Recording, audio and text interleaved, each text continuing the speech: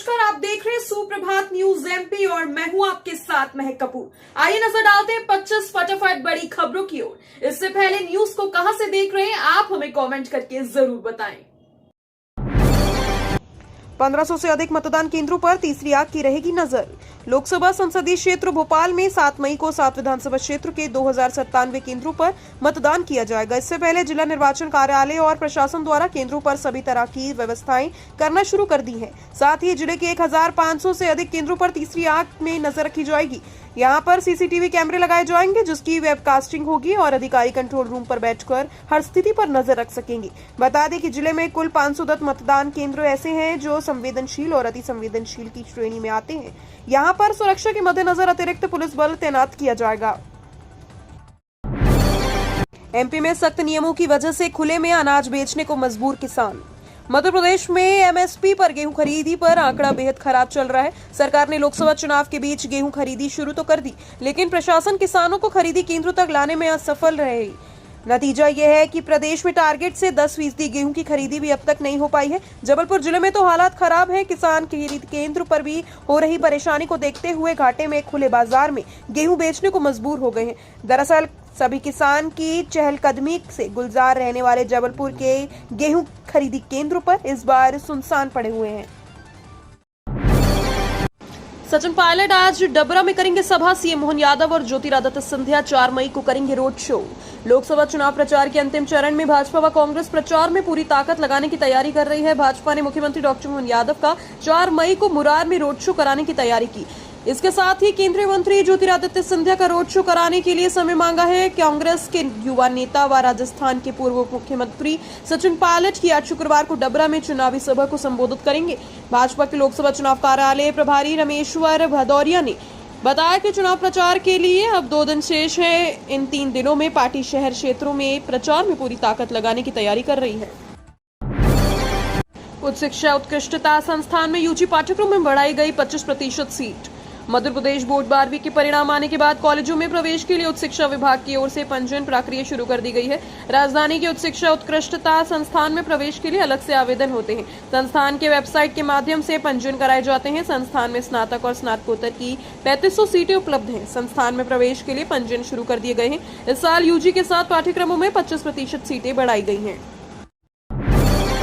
Income tax paper में data missing वाला प्रश्न अटेंड करने पर विद्यार्थियों को मिलेंगे अंक। बीकॉम अंतिम वर्ष के इनकम टैक्स पेपर में डेटा मिसिंग प्रश्न पर परीक्षा समिति ने देविहाल्या विश्वविद्यालय को रिपोर्ट सौंप दी है। इसके आधार पर विश्वविद्यालय प्रशासन ने विद्यार्थियों को बोनस अंक देने का फैसला लिया है। मगर छात्र छात्राओं को अंक कितने दिए जाएंगे यह कॉपी जांचने वाले मूल्यांकनकर्ता पर छोड़ दिया गया है। अधिकारियों के मुताबिक विद्यार्थी ने प्रश्न कितना प्रतिशत हल किया है उस पर अंक देने तय होंगे। दिग्विजय और शिवराज के लिए चुनौती बड़ा मतदान 80% हुआ तो टूटेगा रिकॉर्ड। पहले 2 चरण के चुनाव में मतदान प्रतिशत घटाने के बाद तीसरे और चौथे चरण के चुनाव में अधिक मतदान कराना आवश्यक है, अन्यथा राज्य का औसत मतदान कम हो जाएगा। पिछले 2 चुनाव से मतदान में लगभग 10% की वृद्धि हो रही है। तीसरे चरण में 9 सीटों पर 71.25% से अधिक मतदान रहा। इनमें राजगढ़ और विदिशा संसदीय क्षेत्र ऐसे थे जहाँ 79.46% मतदान हुआ। अब दिग्विजय सिंह और शिवराज सिंह चौहान के लिए चुनौती है कि मतदान 80% से अधिक कराएं तभी रिकॉर्ड टूटेगा। कई देशों में प्रतिबंध के बाद इंदौर में भी मसालों की जांच शुरू। 40 से अधिक नमूने लिए। नामी कंपनियों के मसालों पर कई देशों में प्रतिबंध लगाने के बाद इंदौर में भी इसके खिलाफ अभियान शुरू हो गया है। खाद्य विभाग की टीम मसालों के नमूने ले रही है। अभी तक 40 से अधिक मसालों के नमूने लिए जा चुके हैं जिन्हें जांचने के लिए राज्य प्रयोगशाला भोपाल भेजा गया। मालूम हो कि शहर में मसाले बनाने के 40 कारखाने हैं। वहीं 7 ऐसे निर्माता हैं जो प्रदेश के अलावा देश विदेश में निर्यात करते हैं। दरअसल सिंगापुर में नामी कंपनियों के मसालों की जांच में कीटनाशक पाया गया था, जिसके बाद इनकी बिक्री पर प्रतिबंध कर दिया गया। इंदौर से अक्षय कांति बम के नामांकन वापस लेने के बाद भी बीजेपी को मिलेगी कड़ी टक्कर। मध्य प्रदेश के इंदौर में कांग्रेस प्रत्याशी अक्षय कांति बम के बीजेपी में शामिल होने से मतदाता नाराज हैं। मतदाताओं की नाराजगी इस बात से है कि उन्हें कांग्रेस को वोट देना था, लेकिन अब उनके पास कांग्रेस का विकल्प नहीं है। वहीं बीजेपी सपोर्टर इस बात से खुश हैं कि शंकर लालवानी की अब से ज्यादा मतों से जीत होगी। बीजेपी सपोर्टर का कहना है कि इंदौर में पिछले 35 सालों में बीजेपी के अलावा कोई बड़ा दल उभर कर सामने नहीं आ सका जिसने लोकसभा चुनाव में जीत हासिल की हो। इस बार जिस तरह से समीकरण बदले हैं और अक्षय कांति बम ने बीजेपी का दामन थाम लिया। 19,000 घरों में देना है सोलर रूफटॉप, 12,000 चिन्हित। सोलर बिजली को बढ़ावा देने के लिए शहर में 19,000 घरों की छत पर सोलर रूफटॉप लगाने का लक्ष्य लिया गया। पूर्व क्षेत्र विद्युत वितरण कंपनी के सिटी सर्कल में उपभोक्ताओं का सर्वे किया जा रहा है। इस कार्य में तेजी से काम किया जा रहा है। कंपनी द्वारा शहर में करीब 19,000 से अधिक उपभोक्ताओं के घरों में सोलर कनेक्शन दिए जाने का टारगेट रखा गया।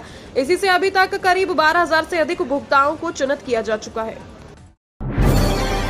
लिटिल वर्ल्ड और सत्य प्रकाश स्कूल की शिकायत पर 7 मई को सुनवाई। अभिभावकों की शिकायत के बाद एक्शन मोड पर आए जिले प्रशासन ने 2 दिन पूर्व सेंट लाइसेंस स्कूल और स्टेमफील्ड स्कूल प्रबंधन को जमकर फटकार लगाई। अब प्रशासन लिटिल वर्ल्ड स्कूल और क्राइस्टचर्च समेत शहर के 5 बड़े स्कूलों के खिलाफ मिली अभिभावकों की शिकायत पर सुनवाई करने जा रहा है। कलेक्टर दीपक सक्सेना ने निर्देश के बाद 7 मई को शाम 5 बजे कलेक्ट्रेट सभा कक्ष में खुली सुनवाई आयोजित की है। ग्वालियर चंबल अंचल में मतदान बढ़ाने के लिए प्राइवेट संस्थान दे रहे हैं छूट का ऑफर। ग्वालियर चंबल अंचल में तीसरे चरण के चुनाव में मतदान प्रतिशत बढ़ाने को लेकर निजी संस्थान भी आगे आए हैं। अंचल के जिलों में कहीं मिष्ठान भंडार व रेस्टोरेंट पर 10% बिल की छूट, तो कहीं मनोरंजन स्थल, चिड़ियाघर, बोट क्लब में टिकट पर 50% तक की छूट का ऑफर दिया गया। इन संस्थानों ने घोषणा की है कि हाथ पर स्याही का निशान दिखाने पर मतदान दिवस 7 मई से लेकर 9 मई तक ये छूट दी जाएगी। कमीशनखोरी पर अंकुश को भिंड में लगेगा पुस्तक व यूनिफॉर्म मेला। निजी स्कूलों की मनमानी में अभिभावकों को राहत दिलाने के लिए भिंड में पहली बार पुस्तक और गणवेश मेले का आयोजन 15 से 17 मई तक किया जाएगा। भिंड में अपनी तरह का ये पहला प्रयोग होगा। मेले में न्यूनतम एवं प्रतिस्पर्धी दरों पर किताबें, कॉपियां, यूनिफॉर्म और अन्य शैक्षणिक सामग्री उपलब्ध कराई जाएगी। मेला स्थानीय मेला परिसर में आयोजित किया जाएगा। बता दें कि वर्ष 2024-25 शैक्षणिक सत्र अप्रैल से शुरू हो गया है। स्कूल संचालक और पुस्तक संचालक मुनाफा कमाने के लिए किताब, यूनिफॉर्म सहित अन्य शैक्षणिक सामग्री बेचने के नाम पर धांधली कर रहे हैं।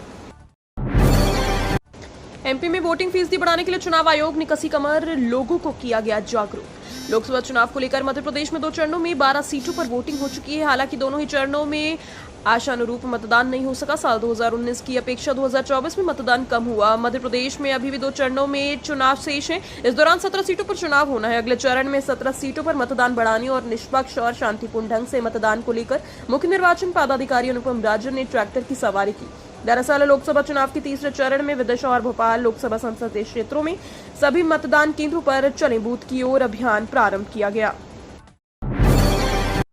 शिवराज सिंह चौहान ने दिल्ली जाने पर दिया बड़ा बयान। मध्य प्रदेश के पूर्व सिंह शिवराज सिंह चौहान विदिशा लोकसभा सीट से बीजेपी के उम्मीदवार हैं। अब वो दिल्ली जाने का दावा कर रहे हैं। दतिया जिले में एक जनसभा को संबोधित करते हुए उन्होंने दिल्ली जाने का जिक्र करते हुए बड़ा बयान दिया।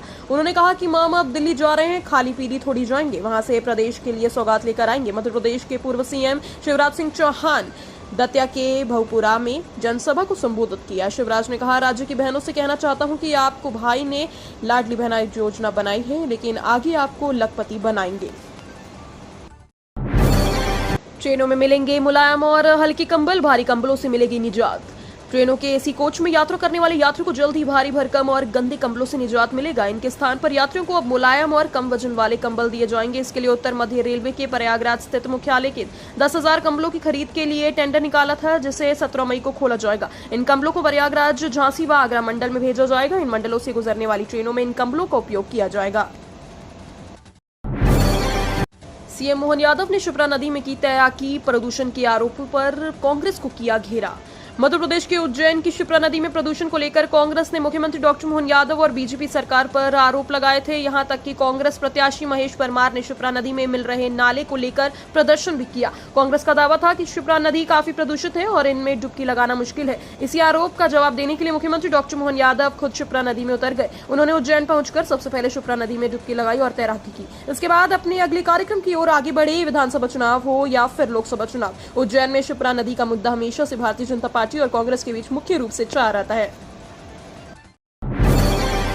इंदौर में 3 टन से अधिक अमानक प्लास्टिक प्रोडक्ट जब्त, 1 लाख लगाया जुर्माना। इंदौर नगर निगम ने बड़ी कार्यवाही करते हुए उद्योग नगर में एक मैन्युफैक्चरिंग यूनिट पर 121 डिस्पोजल कप के कार्टून जब्त किए और 1 लाख रुपए का जुर्माना लगाया। अधिकारियों ने कहा कि शिव उद्योग नगर के वार्ड 75 में नियमित जांच दौर के दौरान टीम को देखकर सवेरा डिस्पोजल प्राइवेट लिमिटेड की एसएम प्रोडक्ट यूनिट फॉर्म के कर्मचारी डर गए और यूनिट का दरवाजा बंद करने की कोशिश करने लगे। जोन 19 सीएसआई अरविंद पथ रोड की टीम को संदेह हुआ तो उन्होंने फैक्ट्री में प्रवेश किया और परिसर का निरीक्षण किया। जीतू पटवारी बोले, मंत्री खुलेआम अवैध खनन करने की घोषणा कर रहे हैं और चुनाव आयोग व प्रशासन चुप है। कांग्रेस प्रदेश अध्यक्ष जीतू पटवारी ने गुरुवार को मुरैना में पत्रकारों से चर्चा करते हुए कृषि मंत्री ऐदल सिंह कंषाना का नाम लिए बिना कहा कि सरकार के मंत्री खुलेआम कह रहे हैं कि वोट दो, हम तुम्हें रेत पत्थर का अवैध खनन करने देंगे। चुनाव आयोग और प्रशासन चुप है, कोई एक शब्द नहीं बोल रहा। एक दूसरे मंत्री कहते हैं कि कांग्रेस को वोट नहीं दोगे तो 25 लाख रुपए का इनाम देंगे। चुनाव आयोग चुप है, पुलिस चुप है। यही तो लोकतंत्र की हत्या है और यहीं से बचाने की लड़ाई की जरूरत है। जिला शिक्षा अधिकारी ने संकुल प्राचार्यों को भेजा नोटिस, 10 दिनों में मांगा ये जवाब। 12 एवं 24 वर्ष पूर्ण करने वाले अध्यापक शिक्षक संवर्ग की प्रथम और द्वितीय कर्मोन्नति संबंधी प्रस्ताव अभी तक जिला शिक्षा अधिकारी कार्यालय में जमा नहीं हुआ, जिसके चलते जिला शिक्षा अधिकारी ने सभी असंकुल प्राचार्यों को नोटिस जारी कर तत्काल जानकारी भेजने के लिए कहा। नोटिस में 10 दिन का समय दिया गया। पुरानी पेंशन बहाली संघ के जिलाध्यक्ष और शासकीय शिक्षक संगठन मध्य प्रदेश के प्रदेश प्रवक्ता दिनेश परमार ने बताया कि कुछ दिन पहले डीईओ मंगलेश व्यास से कार्यालय जाकर कर्मोन्नति और समयमान वेतनमान आदेश जारी करने और संबंधित संकुल प्राचार्यों से फाइलें जमा करवाने के लिए कहा था। आधे मूल्य पर सोनोग्राफी करने तैयार नहीं निजी सेंटर, अब तक 10 का ही पंजीयन। गर्भवतियों को बेहतर सुविधा देने के लिए सरकार ने निजी सोनोग्राफी केंद्रों में उन्हें निःशुल्क जांच की सुविधा देने की योजना बनाई थी। ये योजना निजी सोनोग्राफी केंद्रों के मोटे लाभ के आड़े आ गई। सोनोग्राफी जांच की सरकारी दर वर्तमान प्रचलित दर से लगभग आधी होने से निजी केंद्रों से योजना से मुंह मोड़ लिया है। सरकार एक सोनोग्राफी जांच पर निजी केंद्र को 500 रुपए देगी, जबकि अभी निजी केंद्रों को प्रति जांच 1000 रुपए तक नगद शुल्क प्राप्त हो रहा था। यही कारण है कि स्वास्थ्य विभाग के 5 माह के प्रयास के बाद भी जिले के मात्र 10 निजी सोनोग्राफी केंद्र ही योजना से सहमत हैं।